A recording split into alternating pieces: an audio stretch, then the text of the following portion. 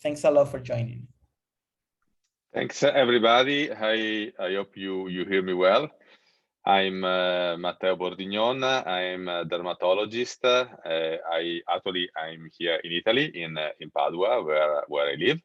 It's midnight here, so it's a very beautiful midnight session for me to be here with you. It's a very pleasure, and thanks a lot for joining. A brief presentation. I'll say I am dermatologist. I work at the University of Padua. I have a PhD in biomedicine and immunological science, and I am the main investigator, the father of all these the B inhibitors technology that I'm going to show you and explain you in a minute. This is research starts 10 years ago and is now be concrete into a product that you can use for your patient and use for cure the disease of vitiligo, which is the disease I deal with from a lot of years since now.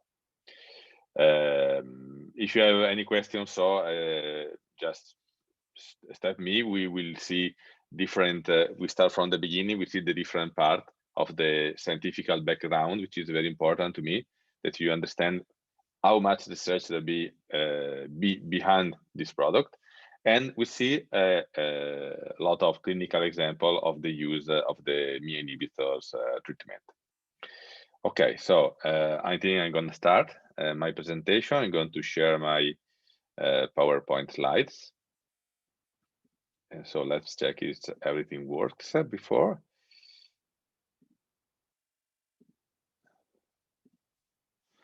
Okay, you should see the main presentation. Okay, can you confirm? Yes, Axel. We can see your screen, doctor. Perfect. And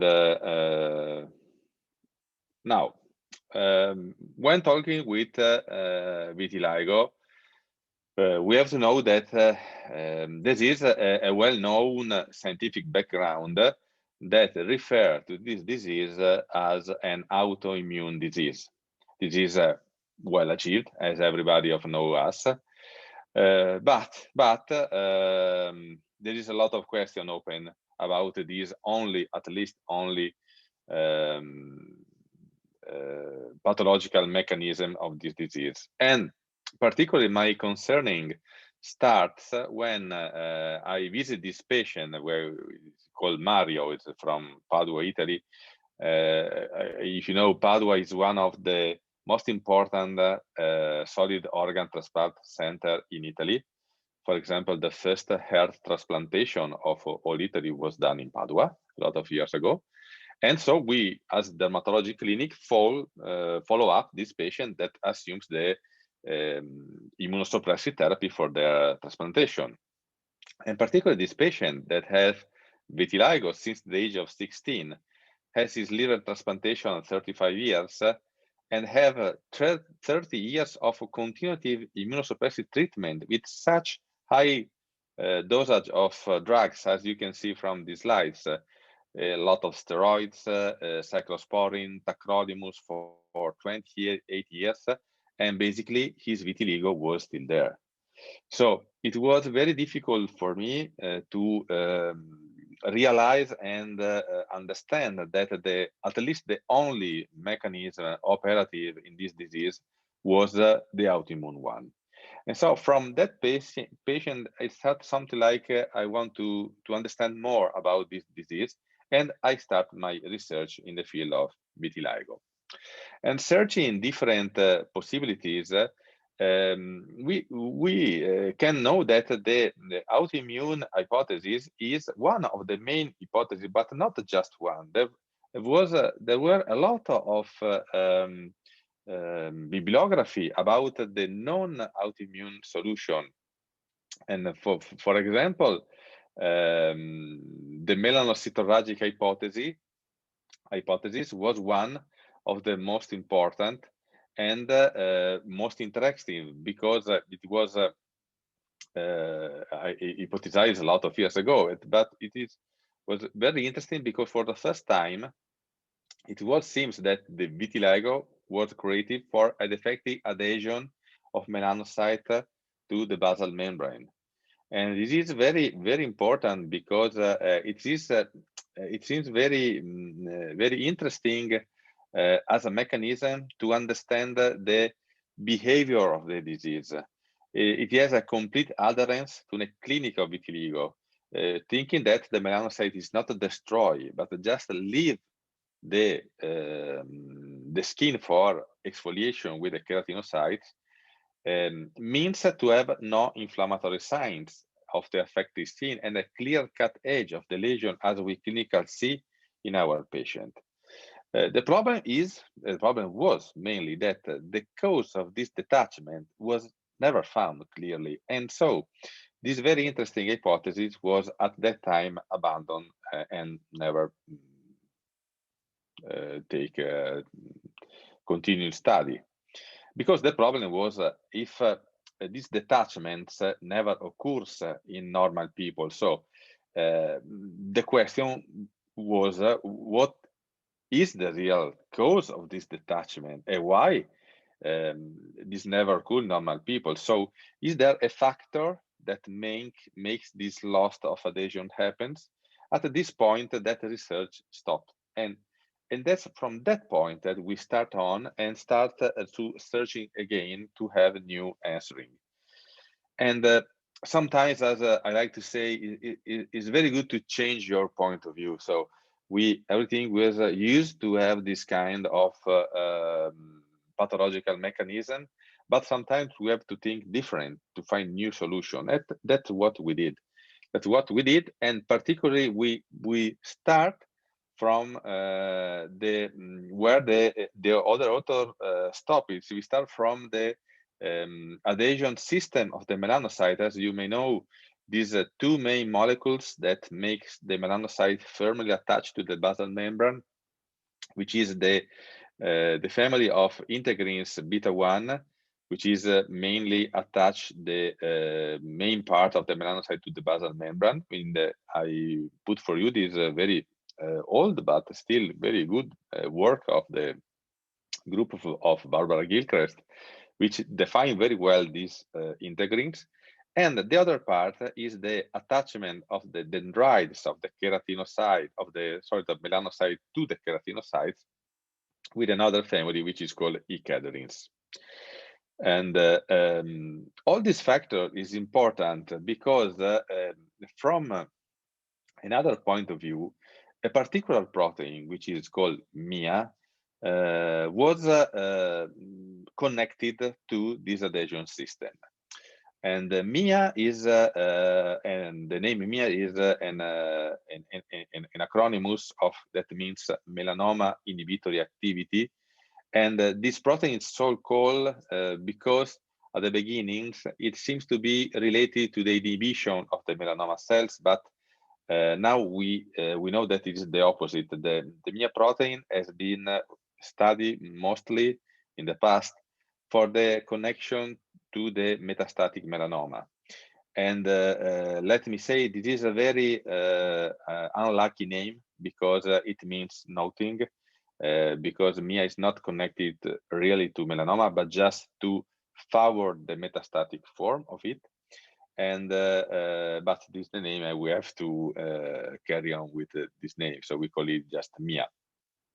And so, but what the most interesting part is that MIA, this protein, interact with the integrin beta 1 family. So MIA binds to the integrin and break this integrin, favoring the detaching of the cells. And of course, if it is operative in melanoma settings, the MIA favor the spreading of the malignant melanocyte, and that's what it happens in all these very interesting study described in the past. But since the mechanism of the detachment and the same integrins is present also in normal melanocyte, we ask ourselves if this kind of protein could be the real factor that caused the detachment of the melanocyte that we observe vitiligo. And that's what we did in our first paper published in 2013 in Journal of Dermatological Science, where we define the role of these integrins, the adhesion system, particularly the alpha-5 beta-1 integrins and MIA, in the pathogenesis of vitiligo. And we take 10 from human cases of vitiligo, of course, 10 biopsy involving healthy skin and pathological skin, and of course, five cases of control. And we tested from the presence of the MIA protein in all these patients. And with our great surprise, we can see since it was the first time that it was tried to search for the kind of protein, we found that 9 out of 10 samples were positive for the presence of this protein. And the only MIA negative sample was taken from a patient affected by segmental vitiligo, which is, everybody know, which is a very different type of vitiligo. So while all the positive samples were taken from non-segmental vitiligo.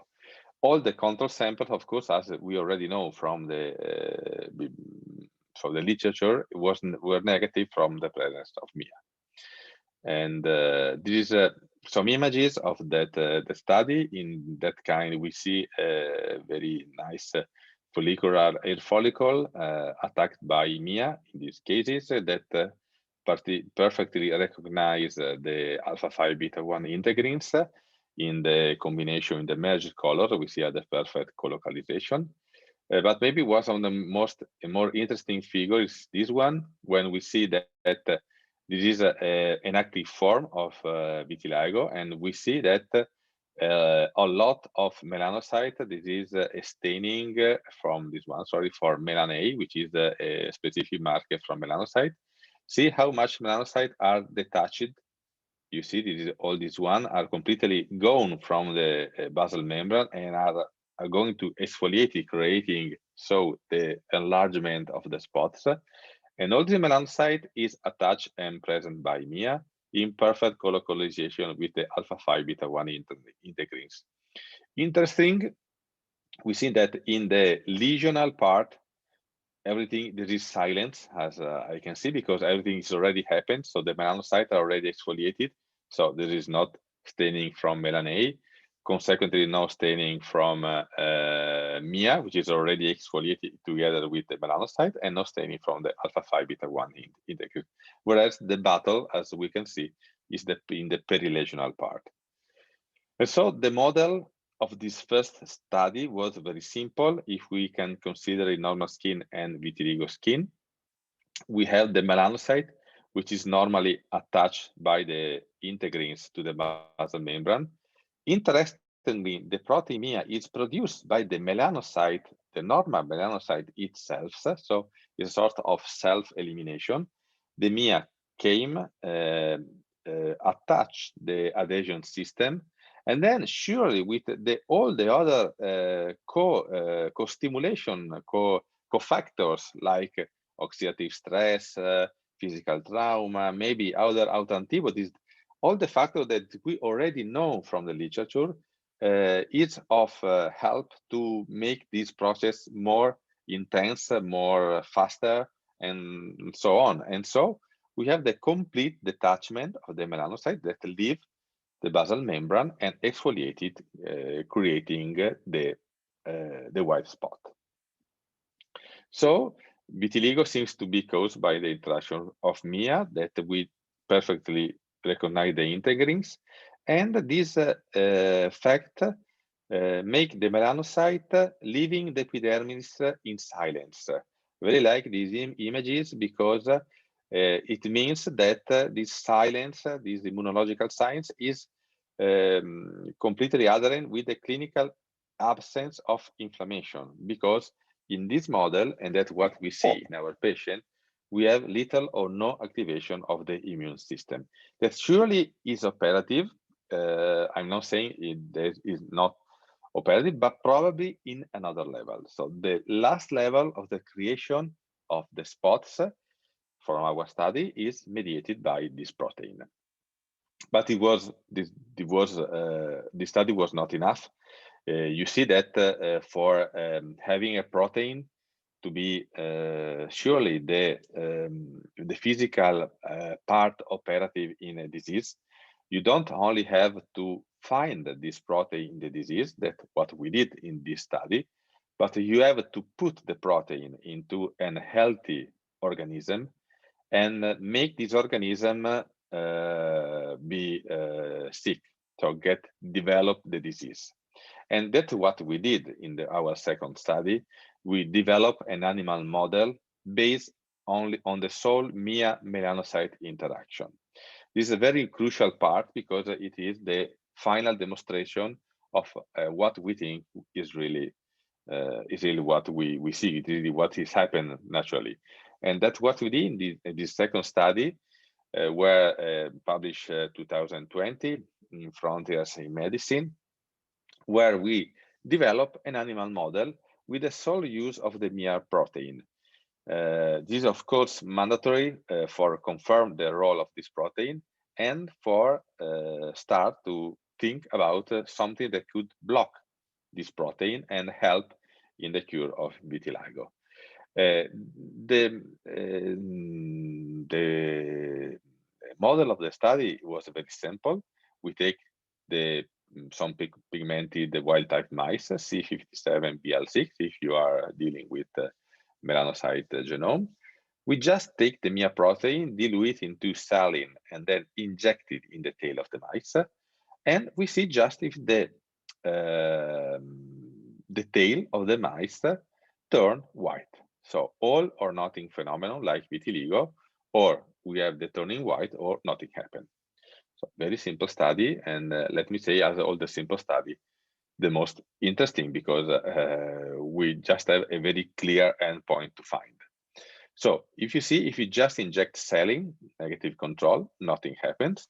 Of course, this control was mandatory because it could be to the traumatism of the injection of the needle in the tail of the mice that could create some depigmentation, but this don't happen, as you can see. Instead, when we start to inject the Mia protein, we see that the tail of the mouse starts turning white. So this is one of the most important demonstration that this protein is really operative in this kind of mechanism. And I like to underline to you how this turning white is perfectly vitiligo-like. If you see, there is a clear-cut edge of the lesion, so one part white, the other part brown, and also the hair turning white, like we see in our vitiligo patient. These other images of the study, you see different groups make for having also the histological examination. Group 1, group 2, you see this very nice depigmentation of the mice. And this is the same mice, these two mice, photograph, taking photograph, injection after injection. So starting from A to F, and is one mouse, G to L, another mouse. And you see how was the depigmentation, how long the Mia protein was injected in the tail of the mice. You see how beautiful the pigmentation is developing of the tail of that mice. So this was very important also from the histological point of view, because we can see, and we don't have to forget never that the only sure thing about vitiligo is that in vitiligo we have no melanocyte. So this is a little part that a lot of studies forget this part of the disease. So if you want to have a model of vitiligo, we have to be sure that the melanocytes are absent. Otherwise, we are not talking about vitiligo. We're talking about another thing. So also we did this test, of course. We had the staining from the melanocyte. In the pigmented part, you see normal melanocyte. In the white part, you see no melanocyte. So are perfectly adherent with vitiligo. And in the transition part, we were able to find also in this part an exfoliating melanocyte. You see, it was very difficult because the epidermis of the mouse is very thin. So it was not easy to find this one because the process is very, very quick. But you can see very clear for these images, we see also in that part the exfoliation of the melanocyte. So the same mechanism of we found in humans is perfectly operative also in mice. And we demonstrate that this protein is one of the milestones of the disease, surely. And from that part, given this part, that it was maybe the, as you can see, the easy part of all the study, we pose ourselves the question. So, okay, we found that this protein is present in human vitiligo. We are sure, confirmed by the mouse model. But now what we can do, because it's very interesting, all this model, but if there is not a practical consequence, it's not very useful. So how is process is possible to block this protein with a topical treatment without any side effects and pharmacological action? Well, to answer this question, it takes 10 years of personal research, 4 years of research with Bayer Oral Labs, which is, you know, LULAG in Mexico, and 2 years of clinical trial. And all this work take to this technology. We develop what we call the MIA inhibitors technology. So based on the protein inhibiting peptides. This is a very new and very interesting technology that I'm going to show you, and that's what we use for our product. So what is the MIA inhibitors peptide and the peptide inhibitor technology? Well, when usually you want to block a protein with a sequence of amino acid, you can take the protein, you put into the primary form, so to the very basal chain of amino acid. You take some pieces of amino acid and try to see, combining with the natural amino acid of the protein, which one fits the best to block the activity of the protein. So it's a very complicated process, of course, but it gives a lot of possibilities because it's possible to be very specific in the target. So you can have a precise peptide that targeted a specific protein. You can have no pharmacological action without the consequences, and particularly you have a very high safety of your product. No pharmacological action and targeting of the protein or simple degradation into basal amino acids. And this process has also a lot of disadvantages because it's a very high cost technology for the development. You have to find the right peptide. Imagine how much peptide you can have. You have to find the right one. And you also have to have a proper veiculation of the peptide into the skin, because otherwise the peptide will not arrive, particularly in this disease, when the target is at the bottom part of the epidermis lying in the basal membrane. You can have to veiculate the peptide, otherwise your technology will not work. And it's what we did, it's what we developed with the MIA inhibitors technology. We found a treatment able to block the action of the protein based on this technology. And particularly, we found this particular peptide that we call the Repigment12 peptide, because it's made with a sequence of 12 amino acids. So Repigment12 peptide is a peptide with no pharmacological action, custom designed for interacting exclusively with the MIA protein. This is very important because it's the core technology of all these MIA inhibitors technology. And how it works. So we have to back one moment to the physiology of the protein. So we remember that the MIA protein is produced by the melanocyte itself. So normal melanocyte produce normally MIA, and probably is the way when we eliminate the pigment normally. So the disease is an abnormal activation of this process in normal skin. That's probably the genetic effect of the disease. But this protein, when it is produced, it combines itself, it assembles in, we call a multimer, like a tetramer, so 4 single units, or also a dimer, 2 units, but usually it's a tetramer that join together in a bigger complex, which is the active form. So the single units of MIA are inactive. So just the MIA protein itself is not acting, it has to combine. Otherwise, it will not break the anchorage system of the melanocyte.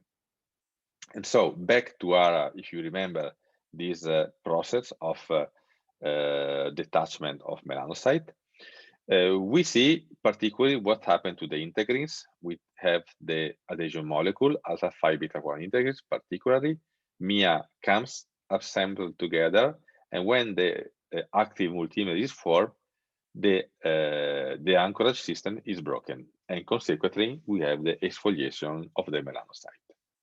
So the MIA inhibition strategy is very simple. We block the dimerization. So the MIA, the Repigment12 peptide is custom designed to be operative in the dimerization site of the protein. So we take the peptide arrives to the protein, binds to its dimerization site very strictly, like a patch. So it's completely blocked. And then the MIA cannot assemble. So also if you have more protein, the protein cannot assemble, and consequently the integrins remains safe. So we have no breakage of the adhesion link, and consequently we have no exfoliation of the melanocyte. And this we reach our goal. So we stop the action of this protein. And sorry, this one. Okay, we already told it. And the other part, this is the part of behavioral, is a slide from the behavioral labs. We see that, and so the why is in Spanish, and so we see that this peptide penetrates very well in the epidermis until the basal layers, and this is the fantastical action of behavioral labs to take this peptide and vehiculate it safely and active down to the epidermis until reaching the basal membrane, which of course, as you imagine, the peptide is a big peptide. 12 amino acids is not a small peptide, so it was not very easy. And we see that the Repigment12, the 60% of the peptide is penetrate just after 1 hour of the application. So it's very fast penetration that lead the patient to do this normal life after applying the treatment. So this is a scheme of what we already said and what it happens. We have vitiligo with the MIA protein you see in the epidermis. We put the cream in the epidermis with the Repigment12 peptide. The Repigment12 peptide is vehiculated down to the epidermis until it reaches the MIA proteins. As we said, it binds to the protein, stop the action of the protein, and leave the adhesion system safe. Then this is the key role of the UV, because at that point, we have the disease stopped, but we don't have repigmentation. So to have repigmentation, we have the UV rays, so sun, UVA or UVB, hit the melanocyte, make them, pour them into the replication phase. So with the replication of the melanocyte, the pigment come back, and we have the restoration of the skin pigmentation. So the combination of the two parts blocking the protein, stimulating the melanocyte with the replication, lead to the complete restoration of the skin pigmentation. That's why it's important both parts, because otherwise we will not see the clearance of the spots. Okay, I hope that this part is clear so far, because we are going to see how this part work in our clinical trial. So, of course, when we develop this technology, we try to see what happened. It's does it work? Does not work? Because this is, of course, the most important part of the technology. So, when we test this technology into patient, I have to say and I conduct personally these studies. I was very, as I can say, very severe with our study.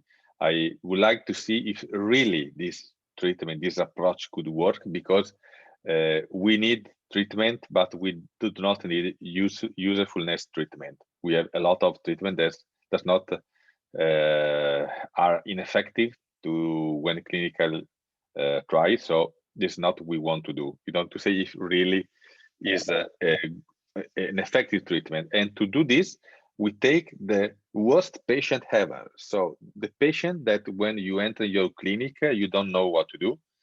We have patient 18-year-olds major that has vitiligo for at least 5 years, non-segmental vitiligo only, of course, but we saw that in non-segmental vitiligo, probably the MIA protein is absent. These patients were non-responsive to at least 2 topical treatments, included at least 1 drug, steroid or calcineurin inhibitors, but usually the combination of 2. And also non-responsive to at least 1 cycle, so 18 sessions of standard UVB and B, or also UVA phototherapy, without any sign of spontaneous repigmentation in the past. So in this patient, try everything. Try already calcineurin inhibitors, steroid, orally, topically, other treatments, Kelin, piperine, and also try UVB and without any result, or UVA, and did not see that they usually have a spontaneous healing. I told you, the worst patient ever. So when you enter into your clinic, you say, oh my God, what I have to do with this patient? So we enrolled. Doctor, we have a question in the chat room that I believe may be relevant at this moment. Yeah. So, Dr. Julieta Corral, she asked about the results. She says the white zone, the zone with pigment with vitiligo, can be repigmented again, but does it stop for advancing it any further? Yes, if I understand, she asked if when you apply the treatment, stops the spreading of vitiligo and start repigmentation. Yes. Yes, so you can use it also in an active form, and usually it will stop the repigmentation and then make the pigment back. But we are going to see in a moment from our clinical cases. Perfect. Thank you very much. And so, as I told you, the trial was conducted like this. We enroll 18 patients, 15 complete the trials, 3 drop out unrelated to the treatment, 12 months minimum follow-up. The patient used the Repigment12 peptide with the Repigment12, is the product, as you already know, to be applied twice a day. We suggest use an antioxidant, Polypodium leucotomos or other one, sun exposure daily if possible, or UVA.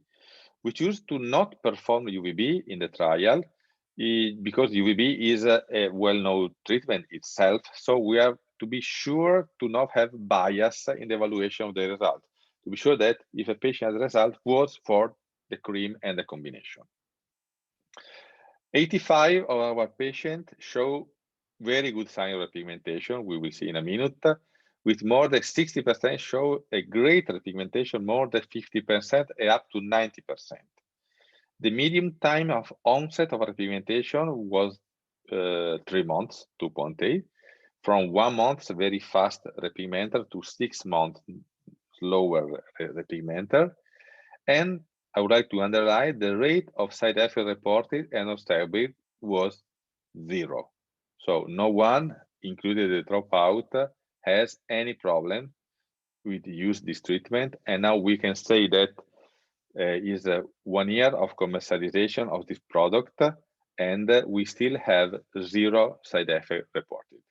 So with all the treatment used in all the parts of the body, we are going to see in a minute, in all the patients in the world which is still using this product, which is very important. That means for you to have a safe and effective treatment. Case series.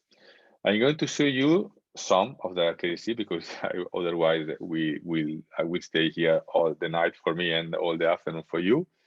We'll divide into the part of the body. And this is the patient during our trial that I'm going to see you. And this is all the same. So the Repigment12 will apply twice a day. We have the number of treatment reporting in the slides.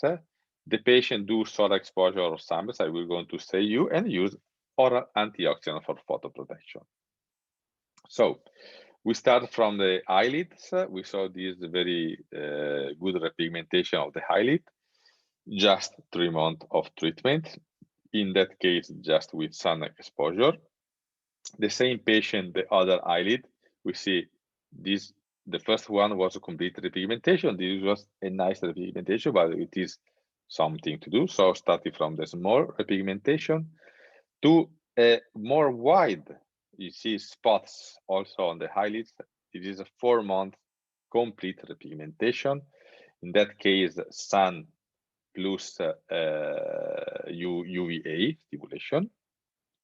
But if you see, we start to have larger spots. See that patient, in that case, just with sun exposure, so no UVA and no UVB, has a complete repigmentation of this very diffuse vitiligo on the forehead in 5 months of treatment. And you can say in that part, the lateral part remains just this little spot in the behind the ear.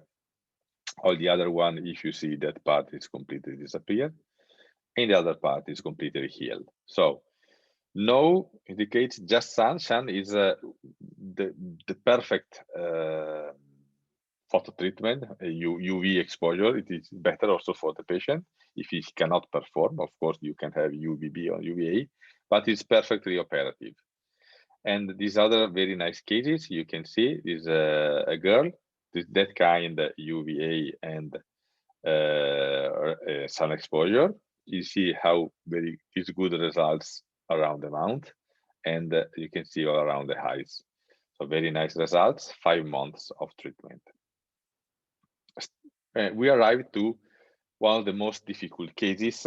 This is one of the worst cases we had. Is a male, 10 years of vitiligo, refractory to everything. This case is going to be published soon, so you will see in the literature. 90% of depigmentation of the face with sun exposure and UVA, and recovery 80% more or less of the pigmentation of the face, just with Repigment12 and UV exposure. You can see this very nice result. It's not complete, of course, but it gives a lot of hope to this patient to have this recovery. Very interestingly, I want to underline to you again, because also in the results, this patient already tried UVB, already tried steroids, already tried protopic LDL, so calcineurin inhibitors, already tried Kelling without any results. In this case, this treatment was effective in 9 months, give these kind of results. And if everybody know that face is simple, as you can say, as we also we well know that usually face respond better to treatment. We see very nice results, but we have also in other part mostly considered difficult, like hands. In that cases, we see, I wanted to show you because is not a complete result, but is 30 years vitiligo, a very diffuse spots, and you can see that we have a repigmentation. 12 months, of course, very slow, some parts no, but we have a repigmentation also of that part, always with sun and UVA. And the same for that part. This spot was stable for 20 years, 30 years, I say. And so we can also to this patient give some results that, of course, are very much better if the spots are smaller. In that kind, we also see very nice results this time on the hands, just with sun exposure. This patient does not do UVB and UVA. And in 3 months, we have almost a complete recovery of the part. Of course, on the fingers, little less, but that part was completely recovered, and the other hands, more or less the same. So also in hands, we can have results. We will see also later, but also in other parts like trunk and extremities. This is the same patient of the 90% of the face. You can see this very defined and very clear-cut edge of the lesion. How good repigmentation could help also in 9 months. We have about 50% in this part, but the other part reach about 70% of repigmentation in that part, stable from 10 years, resistant to everybody. So everybody of you, if you are dealing with vitiligo, you see how difficult it could be to promise a results to this patient, because it is very difficult to move this kind of spots, very big, very defined, very stable. But in this part, we can do it.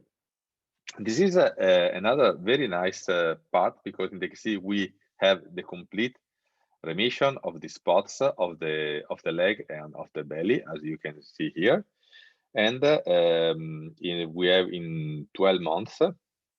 And here we have also the complete set of repigmentation. So we start from the baseline after 3 months, after 6 months, after 9, and after 12. You can see how the time flows, the repigmentation goes, and until we have the complete repigmentation. This is a very nice result. You can see usually your patients start from that, and then the spots become bigger, bigger, and bigger, and they join together to have almost a complete repigmentation. Another very large spot of the belly. You can see, of course, the more larger is the spot, the more time it requires. This is normal, of course. Small spots can heal very fast. Bigger spots require more time. And this other case I wanted to show you is the same patient. So we have different patients. That kind is the same patient. We have this very nice repigmentation in 6 months of treatment, starting from the basal. This is the one part of the arms. This is the volar part of the arm. So you can see it's not a complete repigmentation, but everybody of us know how difficult it could be have this repigmentation in the volar part of the forearms. This is the other arms. You can see how nice repigmentation we can see also in this case. Sometimes something like incredible. This is the face of this patient. You can see here in the forehead, in the mouth, in the neck. This part probably is not able to pigment it because the shadow of the hairs when she take the sun or do the UV treatment. The other part is there. You can see these very big spots, how nicely repigmented. And this is the same for another patient. So this is also the same patient with that kind of repigmentation, always on the arms. I like to see you this how big is this depigmentation, how nicely in 6 months is the recovery of this depigmentation. You can see these arms is completely white. So when this patient entered your clinic, it's very complicated to see, okay, you can be repigmenting in 6 months. Of course, the treatment is not working the 100% of cases. We see now that in this trial, we have 86%, 85% because the patient was very followed, but in their normal life, probably the rate of success normally rise down a little bit to 70%. But what I would like to underline that also in this patient, that normally you say to this patient, okay, there is nothing to do. You can go and try something. You can give a hope.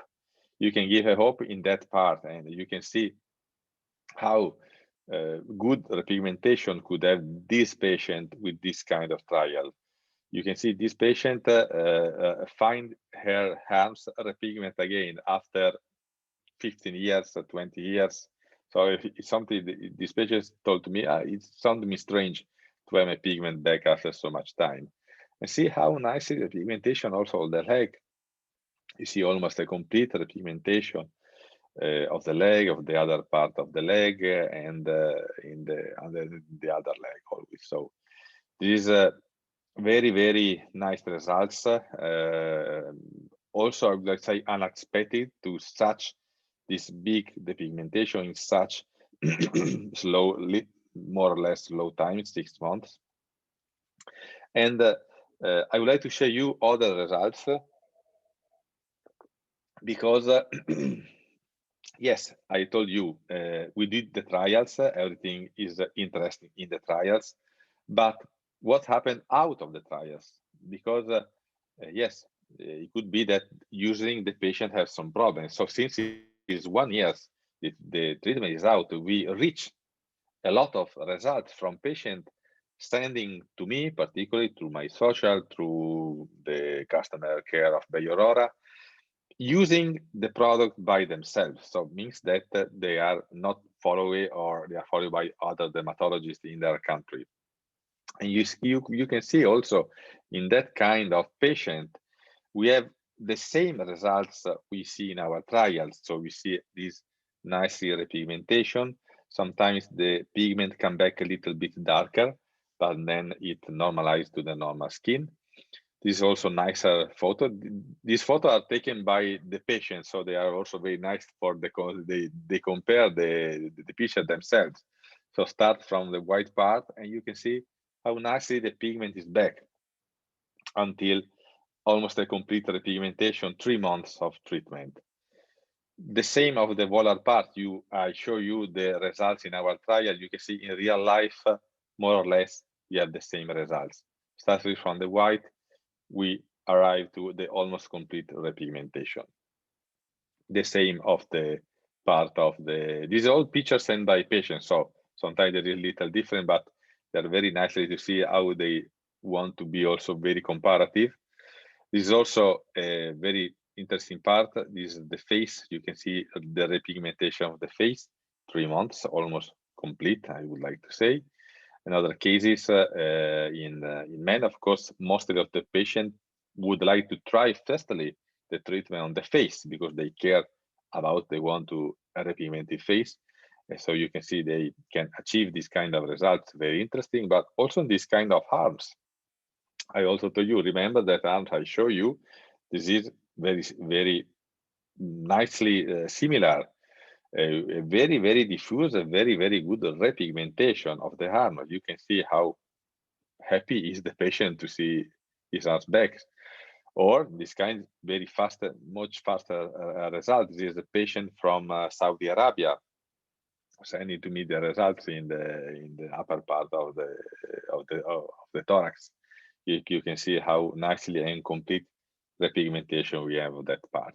But then other results on the chest, on the hands, you can see also hands spontaneously used by patients. You can see how nicely is that repigmentation in the hands, just 2 months of treatment and sun exposure without any UV treatment. On the scalps, La cabeza, something like that, correct? We see in this patient also always with just sun exposure, we see how wide the pigmentation, how good repigmentation we have. This same patient in the face, and you see also here the pigmentation is running. And we are going to announce soon this month. We also have a good experience of children. So in children, you can use the treatment from the age of 5-6 years, no problem, like the adults. And usually we did this kind of experience just with sun exposure, but in selectionary case, you can do also localized UVB therapy without any problem. So 10 years, starting from small spots, you can see very nice repigmentation, 45 days. This is 14 years, 4 months of treatment. You see this is almost a complete repigmentation of the face. So you can see here. You can imagine, of course, the joy you can see under the eyes, around the mouth. You see how good repigmentation, also just a little spots here, but you can imagine you start, I come back from that situation to this situation, how can change the life of this young male, of course, with his mates, and of course, the joy of the parents that see the children with his pigment back. And this is very initial, but you can see it's just a 2 month of treatment, 8-year-olds. You can see very large spots, very stable.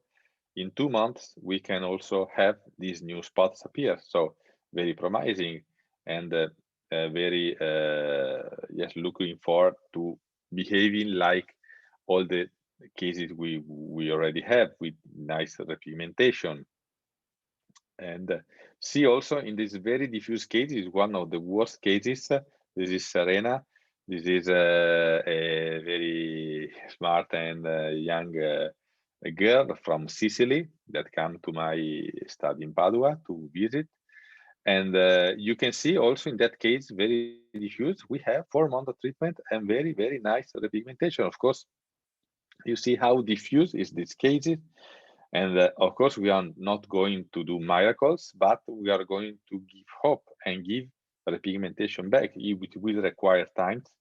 But in that case, also the question I posed to me, I also would like to ask to you, do you feel safe? Do you feel comfortable to give this young girl a lot of steroids, a lot of calcineurin inhibitors with this such diffuse case of vitiligo? You can see also how good results we have on the legs. You see the spots, how smartly get closer. Of course, the knee and the other parts still no, but this is an advance in some. The parents see something like a course, and now we have the possibility to give the pigment back, not completely, but in 4 months, I see it's very nice result. You see, for example, the spots is reduced by 80%. This one is closed.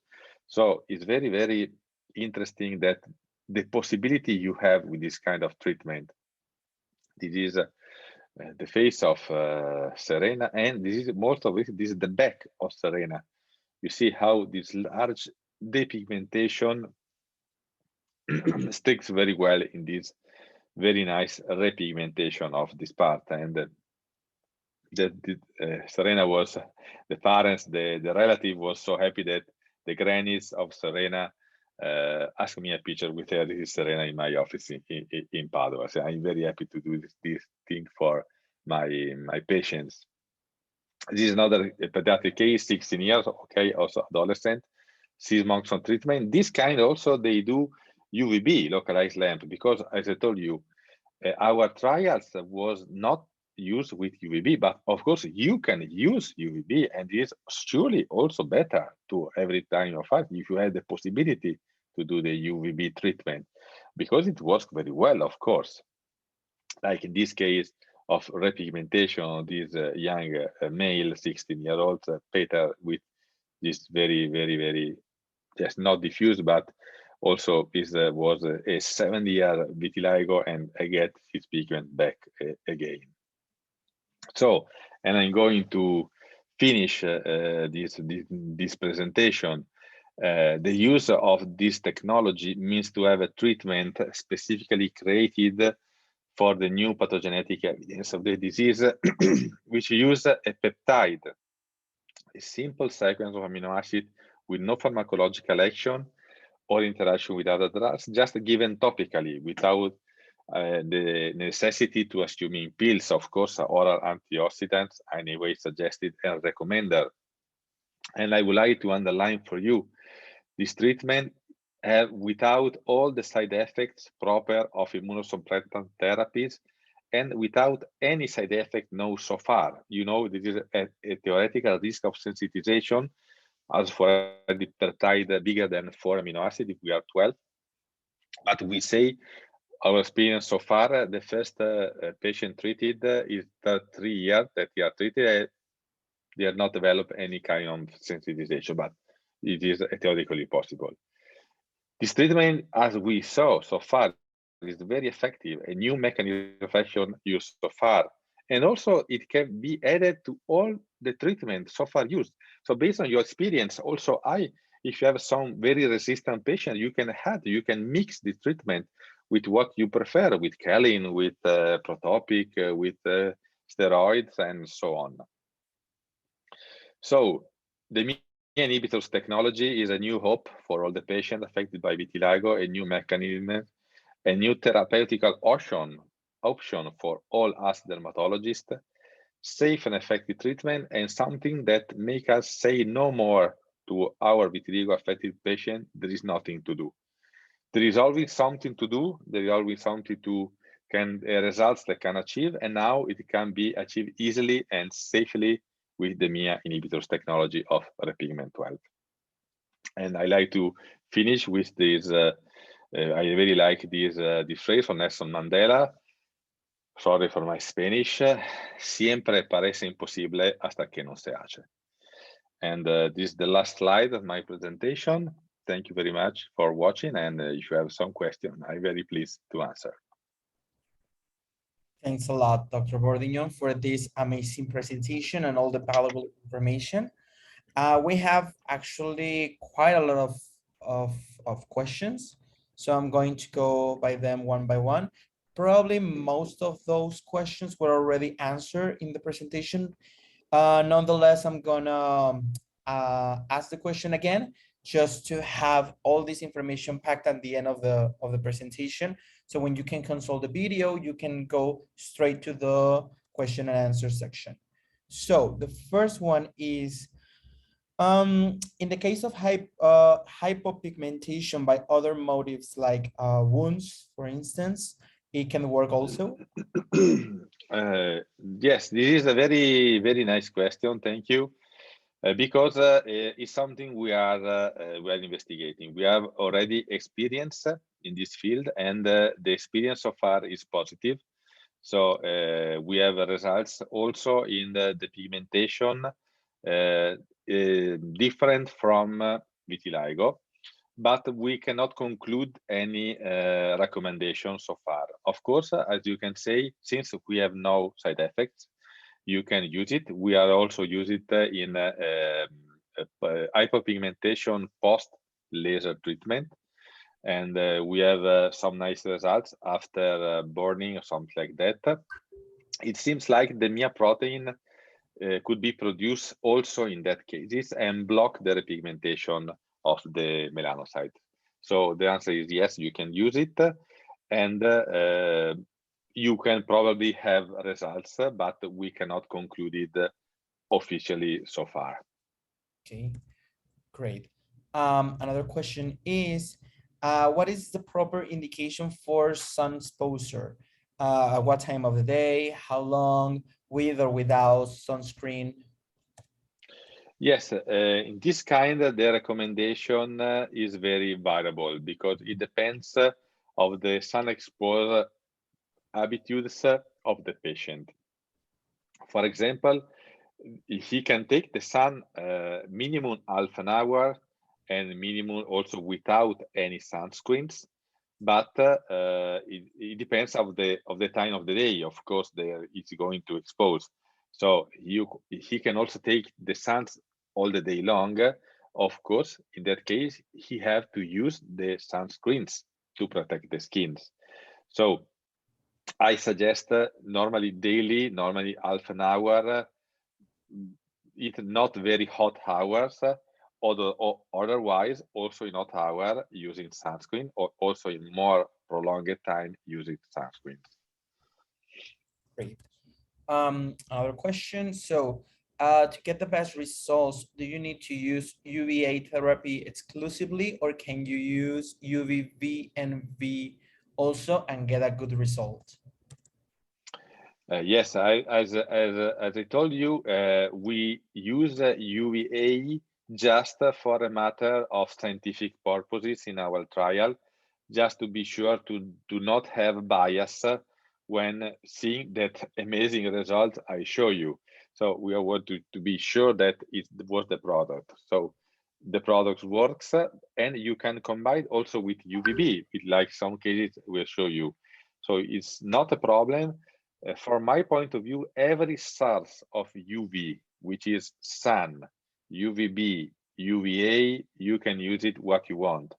You can also mix. So the patient, you can take the sun, then make some session of UVB and the UVA, doesn't matter. So the UV source you use, everyone will help the patient to have a better and faster repigmentation. Great. Another question is regarding the results. Did you observe any variation on the results with the base of how long the vitiligo has been evolved in the patient? Yes, this is a very interesting question, because the answer is incredibly no. We have results also, as I show you, as in the case patient number 2, with if you remember the great pigmentation of the hands. That woman has vitiligo for 20 years, no responding to nothing, and in 6 months have that kind of repigmentation. Whereas other cases, of course, younger cases are more resistant. So we will see results maybe in more than 6 months, something like that. So it's very variable, but is not depending to the age and the size of the spots. So you can also, if a patient at 30 years vitiligo, don't worry, you can go with the Repigment12. Perfect. Another question is, could it be possible to use laser eczema instead of the UVA rays? Yes, of course. Eczema laser is a very good source of UV. So if you have it, you can use it, and you will have also in this case very good results. No problem. Great. Another one is, how much time should the patient need to be exposed to the sun to get those results?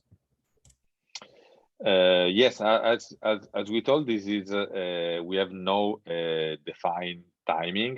We suggest half an hour daily. This is the normal suggestion, and but of course less than half an hour could be not very useful, because we see that the mechanism of the stimulation of the replication is not immediately. So he have to take a little bit of sun, he have to be tanned in the other part of the skin, because the stimulation is operative. Great. Another one is, do you indicate steroids in any moment of the treatment? Yes, all, as I told you, the trial was done without any drugs. So all the patients you see in the first part of the trial, and also in the images, does not take any steroids or any part. Of course, if now a patient came to my clinics, that I already demonstrated that the treatment works. Okay, so now I have to cure my patient. That's the most important part. If he has an active form of vitiligo, I usually suggest some oral steroids, combined to Repigment12 and UV exposure, because I see that sometimes the vitiligo can be very unstable. So in some patients that start the treatment, particularly, I don't know if also for you it's the same, but for myself, I have a lot of patients that never exposed to sun and never have get tanned because they are afraid that the vitiligo get worse because they were suggested to not expose to UV. And when this patient starts UV, it's like sort of skin trauma, and you can have the enlargement of the spots. So to avoid this kind of little worsening that you're going to recover, of course, but it frightens the patient a lot. You can also, of course, use the steroid, oral mini pulse, classical betamethasone 5 milligrams, and so on. No problem. Great. We have another question. It's kind of a mixed question. It's two questions together.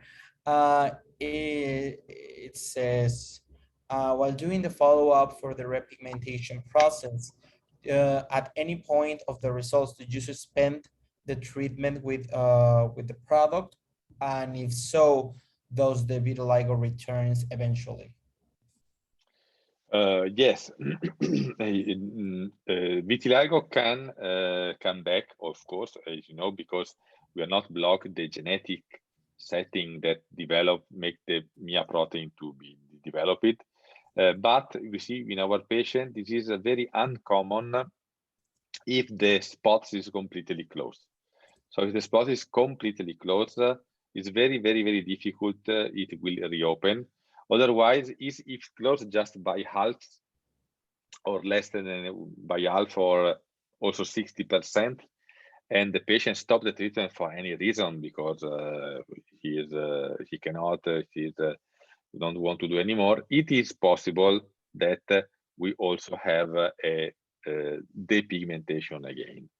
But in that case, you can restart again. So we see also in that cases, we have some cases that repigmentation, start depigmentation, restart repigmentation again. So just you have to encourage your patient to take on the treatment. Great.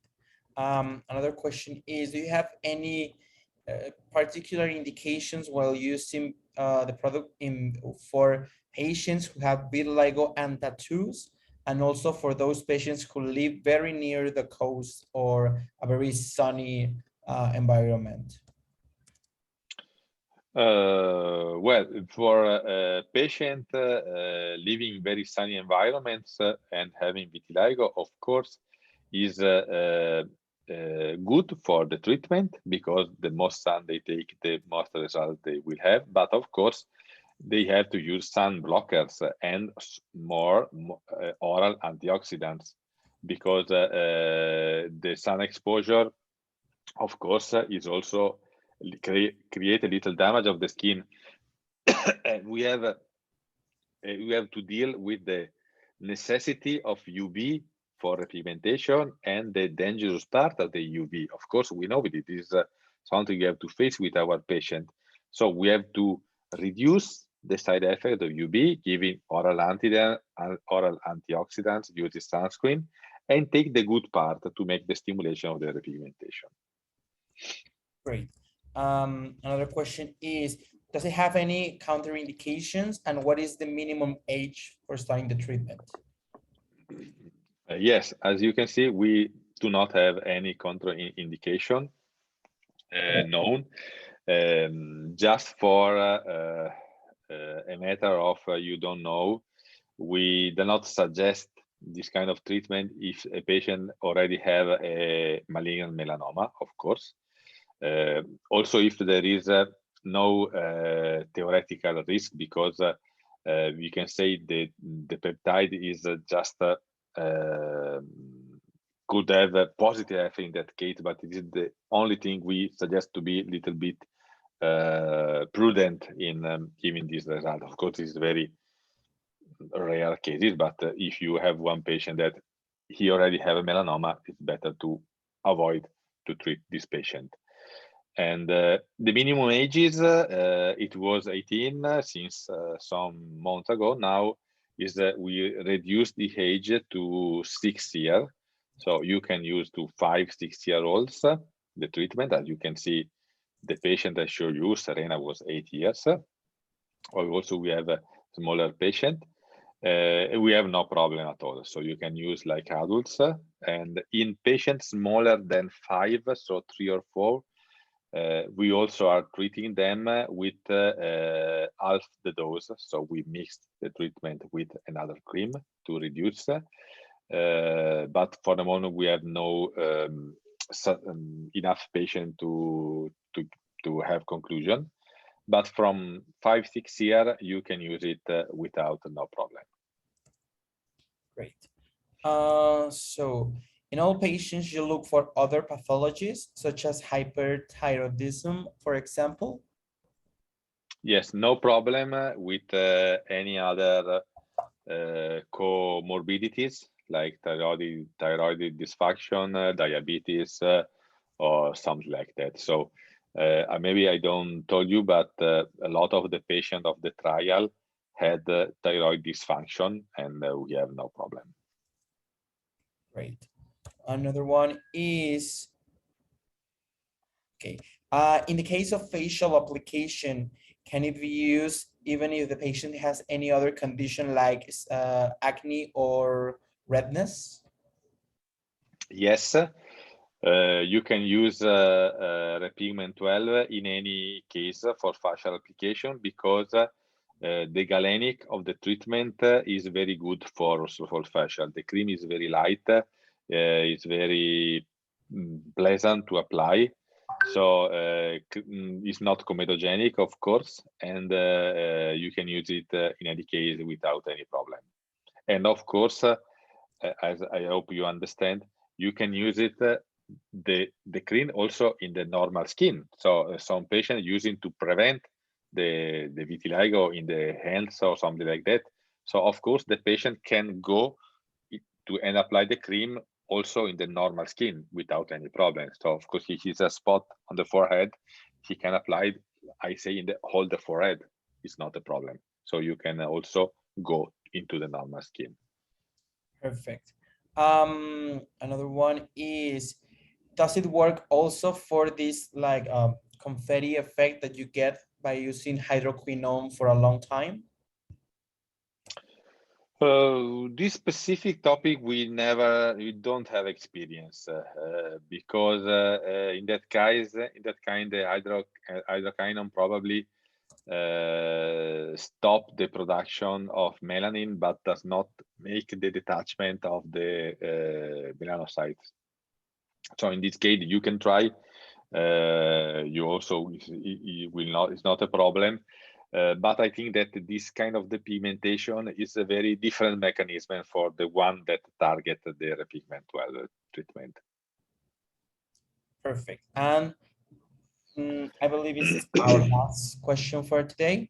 What is the recommended time to use the product prior the phototherapy? And also, can we complement with antioxidants?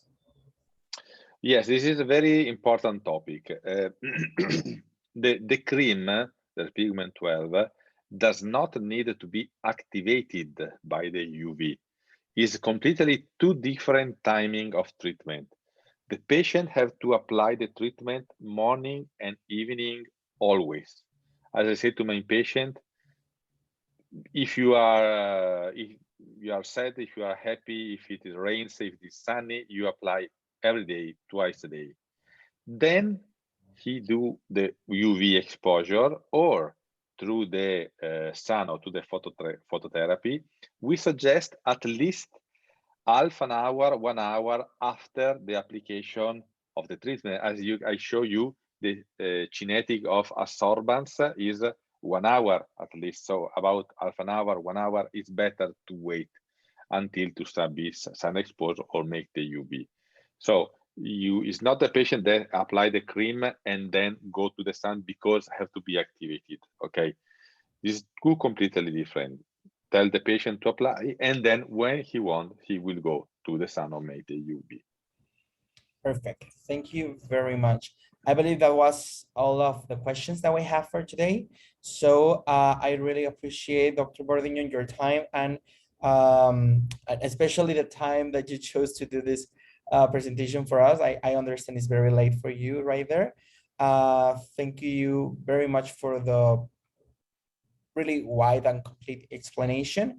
Hopefully many more interested doctors will arise eventually after this presentation. If we have any other questions, we will send it to your team, to the team. Yes, of course.